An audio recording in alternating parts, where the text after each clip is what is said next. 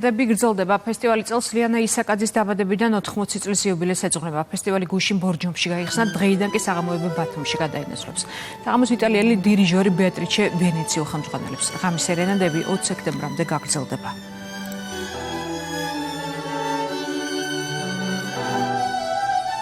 ბედნიერები ვართ, რომ ფესტივალი გრძელდება.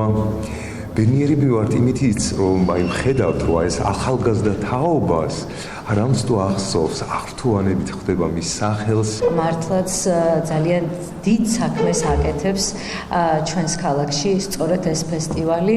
ეს ფესტივალი იყო ერთ-ერთი პირველი ალბათ ჩვენს ქალაქში, სადაც მნიშვნელოვანი და ღირსეული ფესტივალების სიაში პირველი რო ჩაეწერა და დღემდე ის არის თამას არ დაუგდია, პირიქით უფრო და უფრო უმნიშვნელოვანეს, ძალიან საინტერესო მუსიკას გვთავაზობს. ბედნიერი ვარ, რომ ლიანა ისაკაძის სახელობის ფესტივალს ვსტუმრობ. მიყვარს საქართველო და გამორჩეულად ქალაქი ბათუმი. დღევანდელ საღამოს კონცერტზე 3 ნაწარმოებს შევასრულებთ. განსაკუთრებით ის სიამოვნებთ დღევანდელი საფესტივალო დღით. გელოდებით.